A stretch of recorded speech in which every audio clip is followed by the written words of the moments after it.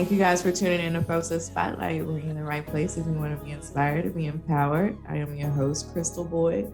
What a pleasure it is to be here each and every single time. You know, I love what I do and I do what I do. And even better today, I have a guest. And it's a special guest too. Two times, maybe even three. So serious. Kisa Warren Slater, my cousin, and actually an Arkansan, prior Arkansan, you know? And then we identified when we were Texans, but I'm still considering. But without any further ado, I'll let Miss Keisha introduce herself, okay? Hey everybody, my name is Kesia Slater. I am a newlywed, so I am a Boyd at heart. So Crystal is my cousin, and I'm super excited to be here today. Yeah, so Well, thank you for tuning in. She's the boss of all bosses, and if y'all haven't heard about it or know about it, she does have her own business and very successful at it. Not only that, background, she's been in nurse work for some years now, and took that knowledge and took it to a whole nother level. yeah, Talk about dreams do come true. That's the title of our episode today. I didn't even discuss that, but yeah, we're bringing it back. It's never too late. So dreams do come true, and a lot of them came true for Miss Kesia. And we're going to discover more about who she is as a person and a little bit about that, sharing your background, what Arkansas put in you. What was your takeaway? Because I know it was. And you're growing up to kind of build towards who you are today. yes. So yes, I am a businesswoman, I am an entrepreneur. That's very new for me. But who I am as a person, coming from a very small town in Forest City, Arkansas, I've always had big dreams. Like for some reason, I don't know why, but I always felt like outside of the corridors of Forest City, Arkansas, it was something else. It was something more for me to tap into. So, shortly after high school, I decided I wanted to go to nursing school, but I didn't want to stay in Forest City. I love my town that I'm from, but I just felt like that there was more for me to tap into and to get from other areas in the United States. So I didn't go far, but I did go to Jonesboro, Arkansas to get my nursing degree. And I've been a registered nurse for 27 years. But for my family, I'm a comedian. They laugh at everything I do, but I also keep my family grounded spiritually. I'm trying to have everybody get on board with like meditating and just getting grounded so that I don't want to be the only one to go to the top. I want to take everybody that I love dearly with me. So I'm trying to have them tap into that as well. And then outside of making them laugh every day, and I'm going to be a new grandmother next month. So that's That's a new right. part of my becoming. Congratulations again. I know Thank that's going to be you. a beautiful experience. It's just, I think that's such a blessing. Yeah. So I just feel like every level is a new level of becoming. So for me, my whole life is just reintroducing me to me, Mhm. you know? I So love that. A new level, it's just a new level. I love to reorganize at that next level. yeah, Sometimes I get a little scared, but I rise to the occasion. exactly. I really do. So, we're thinking, what have you experienced in life that is significant to who you are today? I do feel like as a person, professionally, going to nursing school was that for me. Like it was a big step. But in life, you have to take your first big step to continue taking steps. So for Mhm. me, that was deciding at a very young age to go to nursing school. So I did that, and that kind of set the path for me. From a personal standpoint, I would say like my relationship with my mom gave me a lot of like morals and values and just being a inner good person. I think I inherited that. Like just how you're being raised is different from if you're raised from a place of love where you're, familiar with affection and just hearing I'm loved all the time. I think that contributed a lot to who I am today. And it gave me the ability to give that same love to my children. Okay. Okay. I definitely feel as though what you said, I can identify. I'm sure the audience can identify with that because that love and that nurturing that moms give, oh my gosh, like it's incredible. And me as a mother now, I'm like, oh my, I didn't even know this type of love existed. Yeah. This is what was being poured into me. Like, and it's so fortunate to be able to say that. And the career mind that you had at an early age, like, saying you're a nurse for 27 years or looking 27, I'm like, God, be that good to me. But no, but all seriousness, some things that I think about in life, and you just tell me your perspective on that, is some people didn't grow up with a mother so loving, and sometimes not even parent at all. And would you have to say about someone that experienced that? And I think it has so much to do with your foundation. But what would you speak to an individual that's trying to be career minded and not having those same values or experience to build off of? Because I have so many friends who were raised by like grandmothers or other family members. And my heart breaks for them because they don't have that mother-daughter relationship. But I've also realized that the ones who have been successful, you can still go to where you're going in life without that relationship because you can pull on other people. What I found as I get older in life is that if people have that same foundation of the morals and values, and if they're just good people, that you can build relationship with people outside of the bloodline that can still push you to the next level, or you can pull from them like information that you need to be able to handle certain situations in the Mhm. absence of a parent. Okay. Okay. Yeah, that's good. Because you know what, I have seen God place mother figures, father figures there, and not to mention, God is there, in my perspective, when you just don't have it all. And even earthly mothers and fathers can fail us at different times and not intentionally, because, in my perspective, you just can't put too much on people. Yeah. You got to give it to God and have that independent relationship and learn that relationship with Him. And that itself can and be fulfilling. Do you feel as though where you're from helped contribute to where you are today? And if so, how exactly? I can't, yes, I do. I do 100%. And it's not all like negative, but I just felt like, you know how you hear people say, well, they have this larger than life mindset, or they have this, they think like larger than life. So that's always been me. So I felt like I know both sides of it now. I know like the small town, like how it seemed like there's some catching up to do. You know what I'm saying? Like the whole time you're living in a small community, you look at TV and the things we see on commercials or whatever, it's like, gosh, that's not happening here. Or, gosh, we need to go a little faster. Or we need to speed up to catch up to that. Like when you look at what's going on in like New York City or California when we're small, we're looking at like, how do I get to that? So, yes, I Yeah, do yeah. feel like being born and raised in a very, very small town contributed to today. Mhm. Today, because I always knew like I got to get to the next level. And in my heart, I didn't feel like I could do it in my small town. Yeah, yeah. I can agree. I have to testify to that. But you know what? I always felt like I don't know, it was something missing. Like we in Forest City, but it's not a city. It's a town, It's but a as town. far as the city lights, and then we'd say we're going to the city, as in we're going to Memphis, we're going to Little Rock, we're going to Jonesboro, whatever.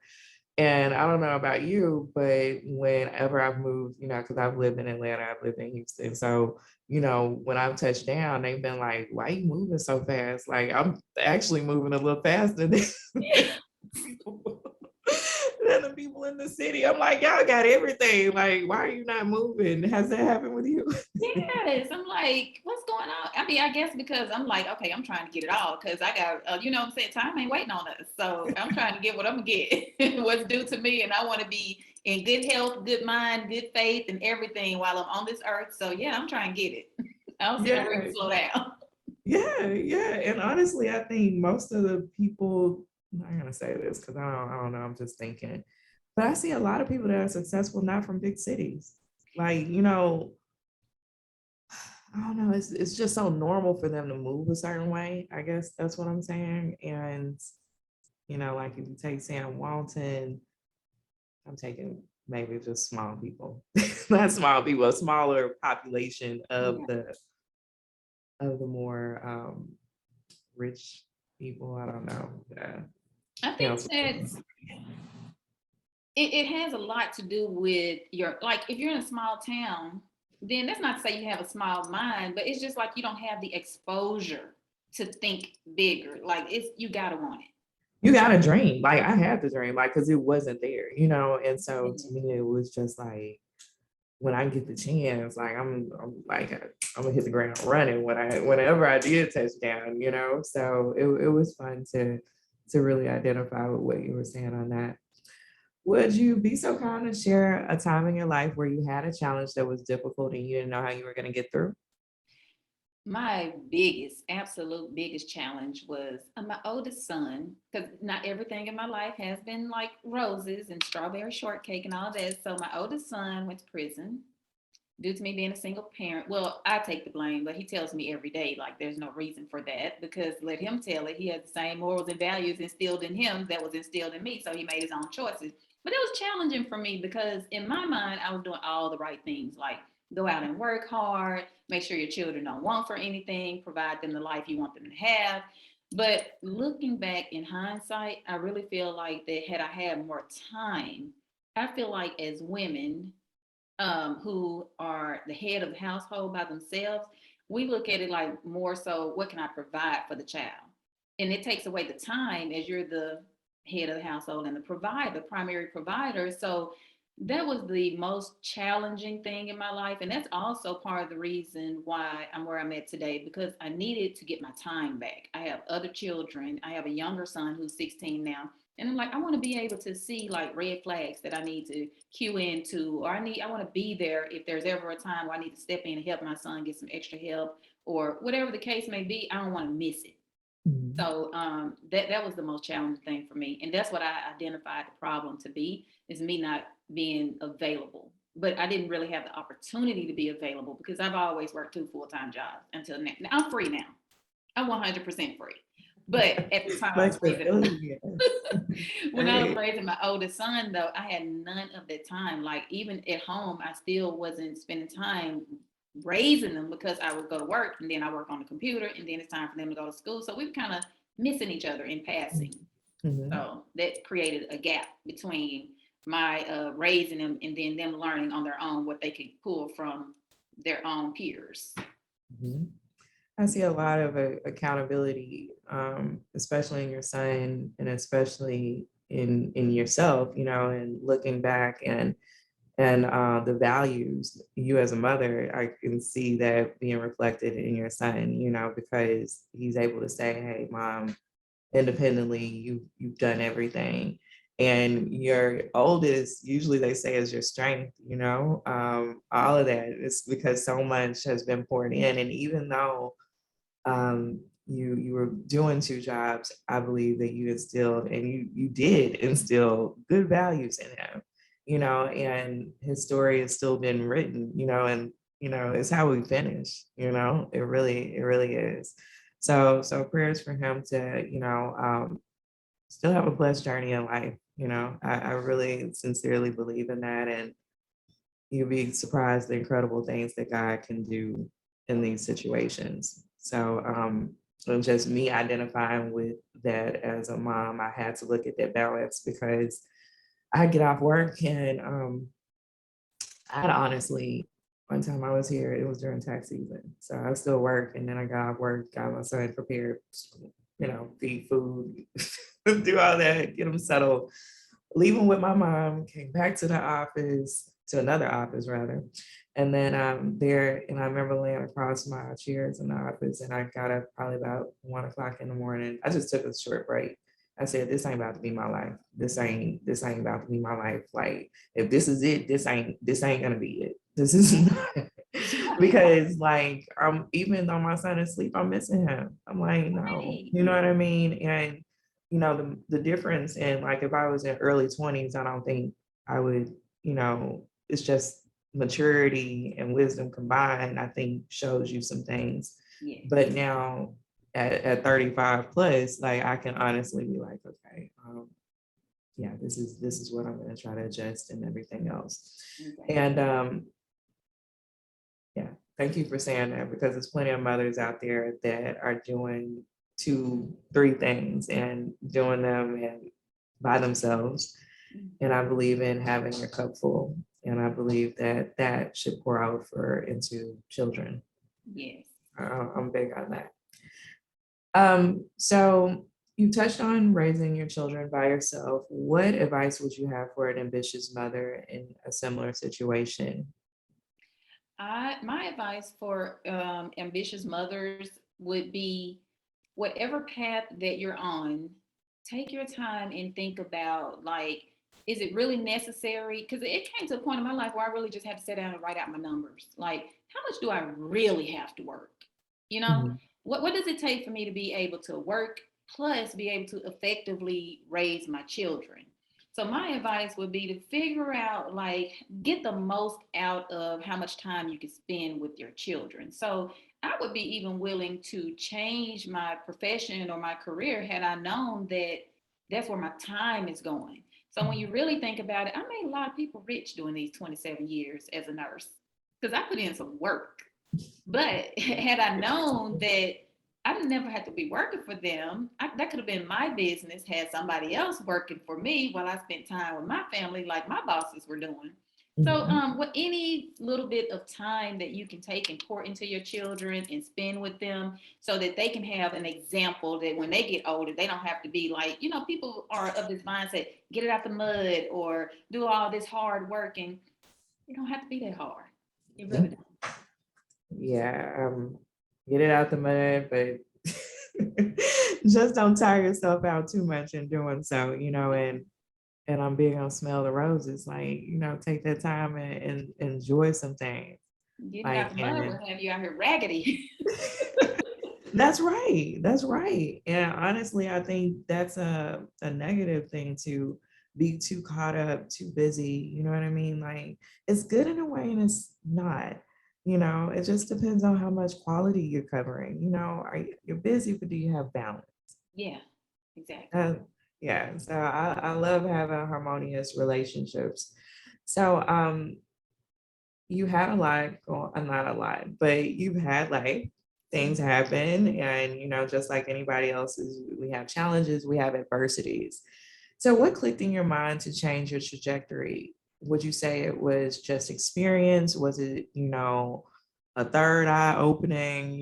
People talk about that type of stuff. Was it a spiritual sense, like a purpose driven life? What exactly clicked? A combination of what?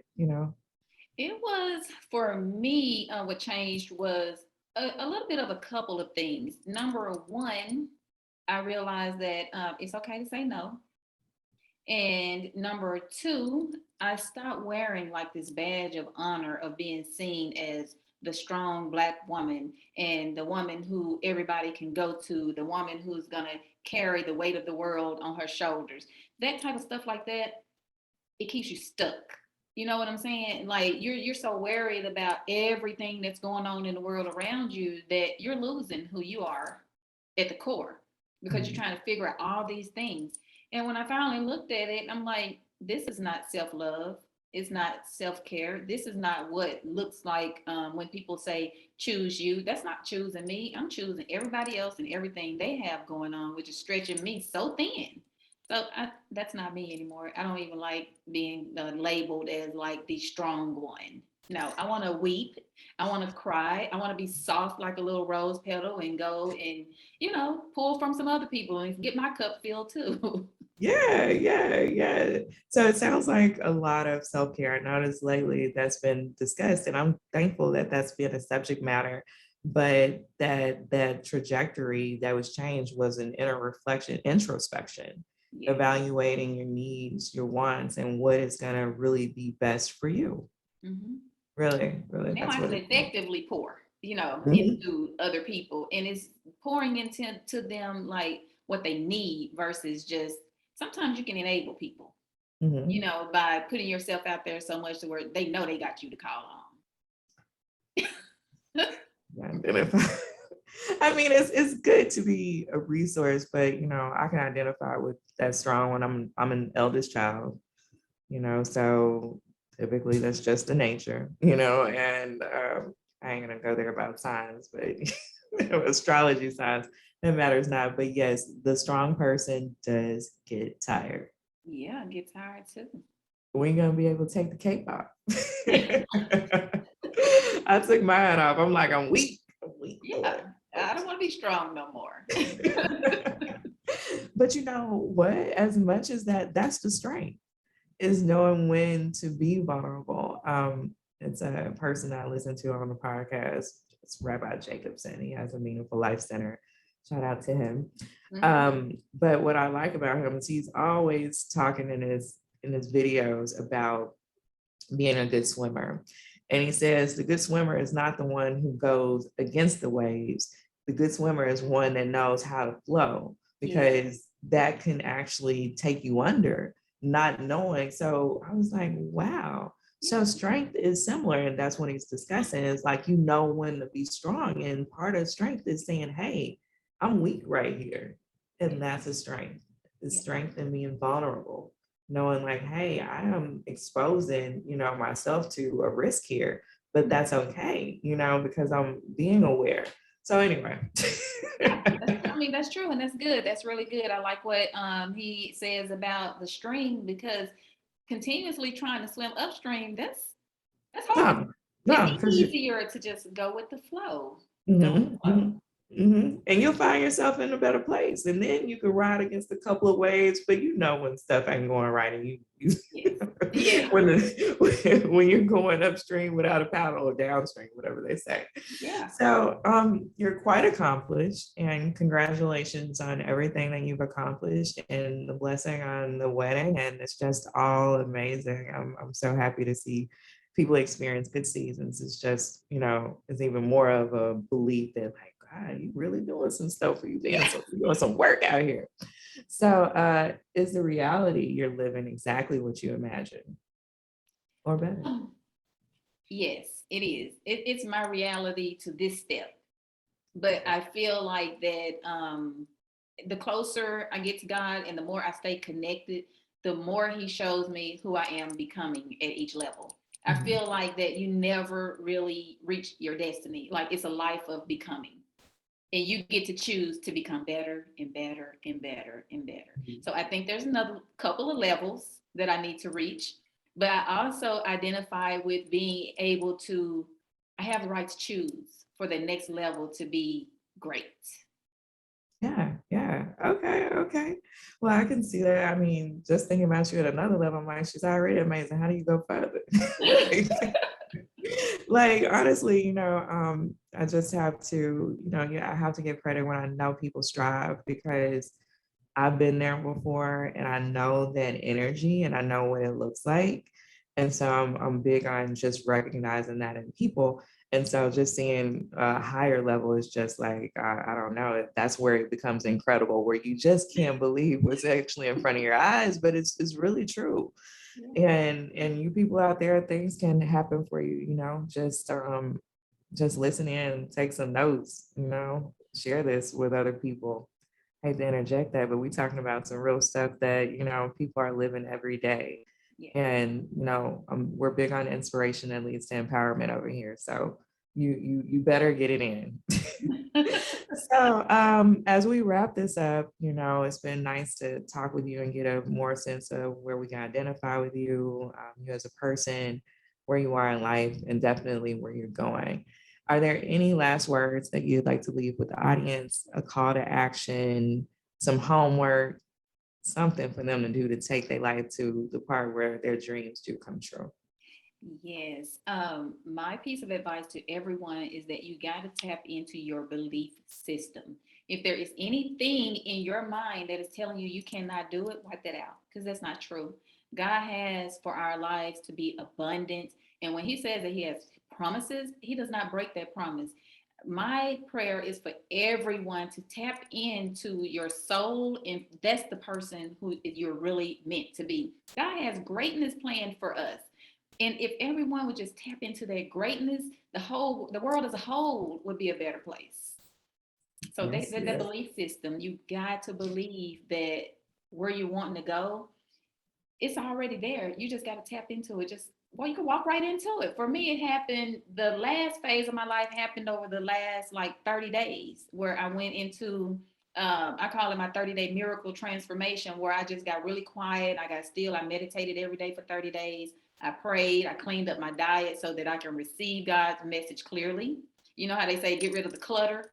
But a lot of people don't think about if you're eating hamburgers and you're eating chips and you're eating candy and all that. This is clutter too. So you Mhm. got to clean it up so you can hear clearly the message that says, this is what I have for you.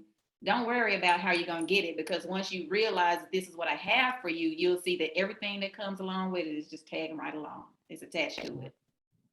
Wow. No, y'all know I'm gonna back up on that because you know I already got situation. No, but honestly, I did a 20-day cleanse and it was a Did you? 70 cleanse. I did the intracellular one. And I had to get my mind right before I did it, but I just wanted to be in a place, honestly, because it just felt like I could hear God, but it was faint. And I It was was just just like in like, your nah, arms. Yes. and I'm like, nah, because what I'm doing, I need to hear you. I need to hear you. Like, I need to hear, because you know, when I move, I move. You know what I mean? Like, and I Yeah. mess around, take a whole thing down, because I'm like, not over here, Louis. So I said, let me take everything, like even coffee that I drink on a regular basis. Like, never went without coffee, like, never, like one or two times. But that, let me see, just the food, and it was just juice, water, and gosh, like I don't know, I just wanted to stay in prayer. So I see what you're referring to, and I just want to back the audience up on this. Like that is a big thing because it's self-discipline and it's control, and it's also closer to God because I believe when you get all that clutter out mentally, physically, spiritually, you just start hearing things. And I felt incredible despite you think you feel good after you eat a steak and lobster and mashed potatoes, but honestly, that nah, the raw food and everything. I still eat, regular, but I'm not as into that as I was before. It's just a little bit more self control, and I heard God about what I need to do. That gives me the goosebumps, because I'm thinking like I'm out here, look, experiencing some magic, like, you know. Nah, it's really real, but it's gonna be. This is not normal for people to do that. Most people don't even want to sacrifice to that level, but I guarantee you, everybody that you put up that lined up that did something great, they made great sacrifices. And I said, I wanted to go to Bali, get my meditation on. I'm like, Lord, I can't go to Bali right now. I ain't really even got Bali money, but that's okay because I'm gonna make Bali right here in my mind Yes. in the middle of Arkansas, because you can't wait. I might get to Bali and be thinking about Forest City, you know what I mean, and everything going on in life. So I said, why don't I make my own retreat and that fast, that cleansing that you're saying do. So that call to action is real, y'all. Like just declutter your life so you can know where you're going and be absolute and make footsteps that are firm. Yeah, and get that clarity. Like, I mean, it's so clear. Like when I was going, and I kind of fell into it. I didn't even know it was gonna happen. It's just that each day that went on, I was just getting clearer and clearer. Like I saw myself standing on the stage. Then after it was over with, shortly after that, I was on a stage. Then I saw myself like teaching people. Shortly after that, I have a whole group of 12 to 15 people that signed up for a group. It was just so clear. Like you could see it as clear as I could see you here on the camera. And it just kept happening each day. Like God, like, okay, I have this for you to do. This is what you're meant to be. This is what I want you to do. I'm not telling you to change anything about yourself, because I'm like, okay, I'm from the country. I ain't gonna sound right on here. And I heard God clearly say, I didn't tell you to change nothing. I told you to do it, okay? That's where you have to be obedient in that, and just thankfully you abided in that. So I can keep her longer and longer because I love learning. And she's definitely teaching something. And I'll share our podcast. This will be up shortly, a little bit. And thank you guys for tuning in. And you can actually catch her on social media. I'll let her share that info on where to reach you. So my Facebook group is Group Home Boss Academy. My Instagram is the Group Home Boss, and my personal Facebook page is Kesia Bourne Slater. So if anyone is looking to provide affordable housing, of course, come on in the Group Home Boss Academy group, and I can get you set on the right path to become a group home entrepreneur. Like incredible stuff over here. It ain't nothing to it but to do it. And if y'all sleep on it, I don't know. Y'all need to wake up. It's the only thing I can tell y'all. All right. So if you haven't already, be sure that you like, share, subscribe, comment. All right. We like suggestions on content over here all the time. And add on to it, go to www.fosa.company, check out our apparel. You'll be able to connect with our podcast on Spotify, check out the YouTube, sign up. And we will see you guys next time. Okay, now, bye bye then.